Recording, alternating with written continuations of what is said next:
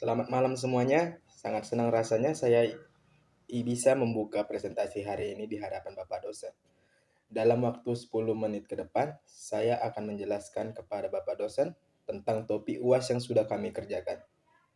Tapi sebelum ke pembahasan, alangkah baiknya saya akan memperkenalkan diri beserta anggota-anggotanya. Nama saya Alfonso Duandes dan teman saya Arga Susena, Novendi Alberto Wiltindaon, Raden Ferdi Akbar Nugraha, dan Muhammad Saidin Ginting. Di mana tanpa berlama-lama lagi, langsung saja kita menuju topik pembahasan. Judul UAS untuk mata kuliah ini adalah prediksi asuransi pada kumpulan data pribadi biaya medis dengan menggunakan regresi linear. Yang selanjutnya akan dilanjutkan oleh teman kita Arya Susena. Yang pertama, latar belakang. Dalam industri asuransi kesehatan, penting bagi perusahaan asuransi untuk dapat memprediksi dengan akurat biaya asuransi yang harus ditanggung oleh pelanggan. Regresi linear adalah salah satu pendekatan statistik yang umum digunakan untuk memodelkan hubungan antara variabel dependen, dalam hal ini biaya asuransi, dan satu atau lebih variabel independen, dalam hal ini adalah data pribadi biaya medis. Dalam proses menggunakan regresi linear untuk memprediksi biaya asuransi, langkah-langkah umum meliputi pengumpulan data yang relevan, penyusunan model regresi linear, pelatihan model dengan data pelatihan, evaluasi kinerja model menggunakan data pengujian, dan akhirnya penggunaan model untuk memprediksi biaya asuransi berdasarkan data pribadi biaya medis. Dengan adanya prediksi biaya asuransi yang akurat, perusahaan asuransi dapat mengambil keputusan yang lebih baik dalam menentukan premi asuransi yang sesuai dengan resiko medis individu. Hal ini membantu menciptakan sistem asuransi kesehatan yang lebih efisien, transparan, dan adil bagi pelanggan. Selanjutnya ada data collecting. Dataset yang digunakan dalam penelitian ini membahas tentang biaya medis yang akan digunakan untuk memprediksi biaya asuransi menggunakan algoritma regresi linear. Dataset ini bertujuan untuk memahami faktor-faktor apa saja yang berkontribusi dalam menentukan besarnya biaya medis seseorang. Dalam dunia medis dan industri asuransi kesehatan, pemahaman lebih lanjut mengenai hubungan antara variabel independen dengan biaya medis dapat membantu mengidentifikasi pola atau tren yang dapat mempengaruhi biaya kesehatan individu. Dengan membangun model regresi linear, kita dapat menentukan bagaimana variabel-variabel independen dapat berdampak terhadap besarnya biaya medis yang dibebankan pada. Lalu selanjutnya ada exploratory data analysis. Exploratory data analysis atau disingkat EDA adalah pendekatan untuk menganalisis dan merangkum karakteristik utama, pola, dan wawasan dalam sebuah dataset. Melalui eksplorasi visual dan statistik data, EDA membantu memahami struktur, distribusi, dan hubungan variabel. Dalam EDA, teknik seperti statistik, ringkasan, visualisasi data, penanganan data yang hilang, deteksi outlier, rekayasa fitur, analisis korelasi, dan pengujian hipotesis digunakan. Selanjutnya kita import library. Dalam program ini, library seperti Pandas, NumPy, Matplotlib, dan Chevron diimpor untuk manipulasi data dan visualisasi data. Pengaturan grafik juga dilakukan. Dengan program ini, pengguna dapat melakukan manipulasi data dan membuat visualisasi yang menarik dan informasi. Import dataset.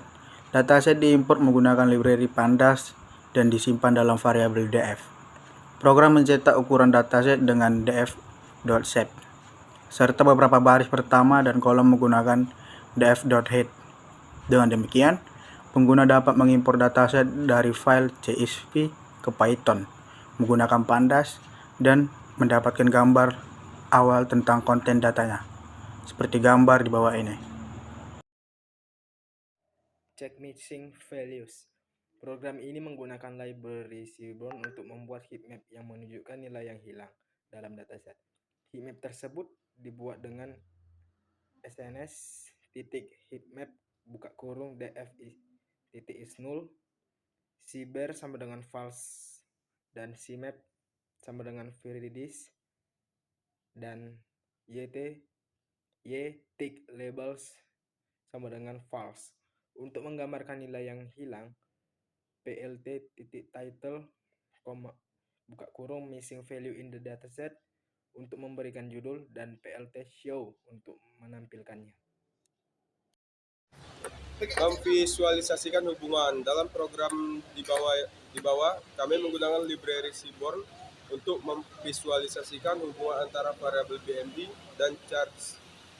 Dalam plot garis regresi, kami menggunakan fungsi implot dengan X sama dengan BMI dan Y sama dengan charge sebagai argumen, serta mengatur aspek dan tinggi plot. Kami juga memberikan label sumbu X dan Y serta judul plot. Berikut adalah contohnya.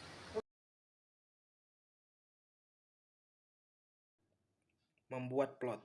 Program ini menggunakan library Seaborn dan Matplotlib untuk memvisualisasi data dari data frame DF. Pertama, program ini membuat sebuah heatmap yang menampilkan korelasi antar kolom pada data frame. Selanjutnya, program ini membuat beberapa plot seperti histogram distribusi nilai Chargers, violin plot yang membandingkan Chargers dengan variabel sex dan smoker, box plot yang membandingkan Chargers dengan jumlah children dan variabel sex, serta violin plot yang membandingkan Chargers dengan region dan variabel sex. Terakhir, program ini membuat scatter plot yang membandingkan Chargers dengan age dan BMI, masing-masing dengan variabel smoker. Hasil dari semua plot ini akan disimpan dalam file sc.png. Baik, berikutnya data pre-processing. Data pre-processing adalah proses persiapan dan transformasi data mentah sebelum dijalankan dalam model machine learning. Ini melibatkan langkah-langkah seperti membersihkan data yang hilang atau tidak valid, mengatasi outlier, normalisasi atau standarisasi data, encoding fitur kategorikal, pengurangan dimensi, dan pemisahan dataset menjadi subset, pelatihan, pengujian, dan validasi. Dengan melakukan data pre-processing, kita dapat memastikan bahwa data siap digunakan untuk analisis yang lebih akurat dan hasil yang lebih dapat diandalkan dari model machine learning. Berikutnya, membuat variabel dummy. Program ini menggunakan library Pandas untuk melakukan encoding variabel kategorikal dalam data frame DF. Kolom-kolom kategorikal yang akan di-encode ditentukan dalam list kategorikal columns. Setelah melakukan encoding dengan menggunakan end-hot encoding, data frame hasil encoding disimpan dalam variabel DF encode. Berikutnya, transformasi data.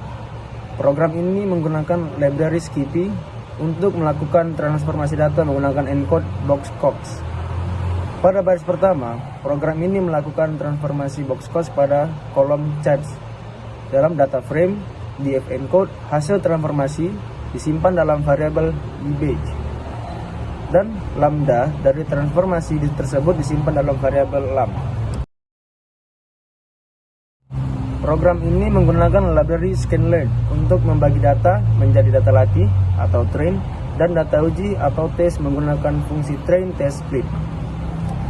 Variabel independen X diambil dari data frame DF encode dengan menghilangkan kolom charge, sedangkan variabel dependent Y diambil dari kolom charge dalam data frame DF encode.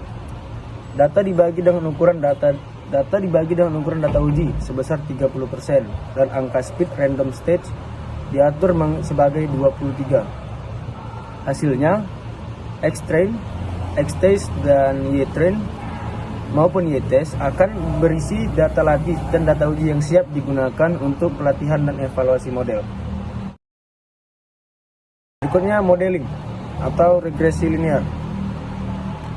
Modeling atau regresi linear adalah pendekatan statistik yang digunakan untuk memodelkan hubungan linear antara variabel dependen dan satu atau lebih variabel independen. Dalam regresi linear, tujuan utamanya adalah memprediksi atau menjelaskan yang ada. Model regresi linear mencoba menemukan garis terbaik yang meminimalkan selisih antara nilai prediksi dan nilai sebenarnya. Dengan menggunakan metode ini, kita dapat mengukur sejauh mana variabel independen berkontribusi terhadap perubahan variabel independen, serta memperoleh prediksi yang akurat. Oke, baik, berikutnya adalah membangun model. Membangun model ialah program ini membangun model regresi linear dengan menggunakan metode least squares dan juga menggunakan modul linear regression. Dari skitlearn, pertama, program menambahkan kolom x0 yang bernilai 1 ke dataset, xtrain, dan xtest. Kemudian, program menghitung parameter theta menggunakan metode least squares dengan mengalihkan inverse dari perkalian matriks xtrain 0t dengan xtrain 0 dengan perkalian matriks xtrain 0t dengan ytrain. Selanjutnya, program menggunakan modul linear regression dari scikit-learn untuk membangun model regresi linear dan melatihnya menggunakan data latih xtrain dan ytrain. Parameter model intercept dan curve disimpan dalam variabel sktheta. Terakhir, program membuat data frame parameter df yang berisi parameter-parameter model dari kedua pendekatan metode least squares dan scikit-learn. Evaluasi model. Program ini melakukan evaluasi model regresi linear yang dibangun menggunakan metode normal equation dan linear regression dari scikit-learn dalam metode normal equation. Program memprediksi nilai target pada data uji menggunakan parameter theta, menghitung MSI dan R-square, dan mencetak hasilnya. Selanjutnya, program menggunakan model linear regression dari scikit-learn untuk memprediksi nilai target pada data uji, menghitung MSI dengan R-square, menggunakan fungsi dan metode dari scikit-learn dan mencetak hasil evaluasi tersebut. Validasi model. Program ini menggunakan beberapa pemeriksaan terhadap model regresi linear yang dibangun menggunakan modul linear regression dari scikit-learn.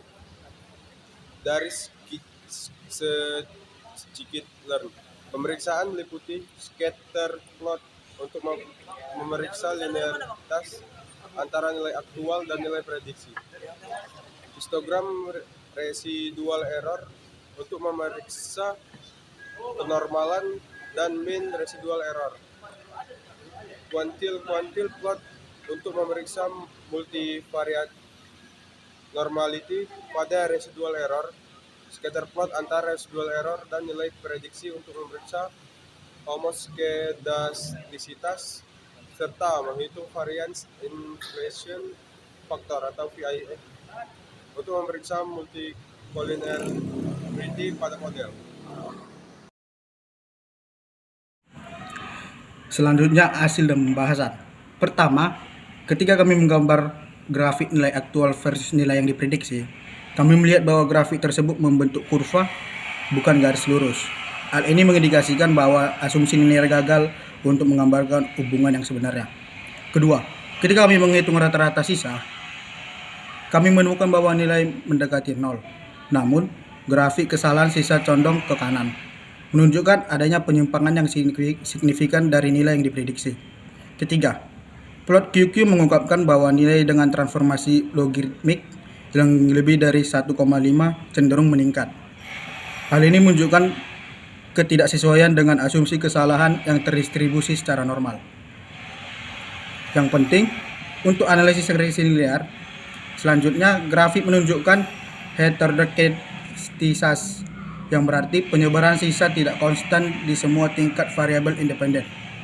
Sebaliknya, kesalahan cenderung meningkat setelah titik tertentu, menunjukkan pelanggaran terhadap asumsi varian konstan. Terakhir, kami menilai keberadaan multikolinearitas menggunakan faktor inflasi varian atau VIF. Nilai VIF kurang dari 5 menunjukkan tidak adanya multikolinearitas yang signifikan. Artinya variabel independen tidak sangat berkorelasi satu sama lain. Selanjutnya kesimpulan. Berdasarkan temuan-temuan tersebut, dapat disimpulkan bahwa model regresi linear tidak sesuai untuk menggambarkan data dengan akurat dalam kasus yang sedang dianalisis. Pertama, hubungan antara variabel tidak dapat dijelaskan secara linear, melainkan mengikuti pola kurva. Hal ini menunjukkan bahwa model regresi linear tidak mampu mempresentasikan kompleksitas hubungan antara variabel-variabel tersebut. Kedua, kesalahan dalam model tidak terdistribusi secara normal, yang berarti ada faktor-faktor lain yang mempengaruhi nilai-nilai prediksi secara signifikan. Ketiga, heteroskedisitas dalam model menandakan bahwa penyebaran kesalahan tidak konstan dan akan meningkat setelah suatu titik tertentu. Terakhir, tidak adanya multikolinearitas yang signifikan menunjukkan bahwa variabel independen tidak memiliki korelasi yang tinggi di antara mereka.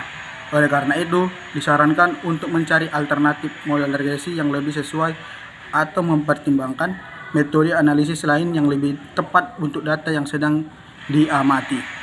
Terima kasih. Demikian beberapa hal yang bisa saya dan kelompok saya sampaikan pada kesempatan ini. Saya mohon maaf yang sebesar-besarnya apabila ada tutur kata maupun tindakan yang kurang berkenan bagi Bapak dosen. Dengan ini presentasi hari ini saya tutup. Terima kasih atas waktunya.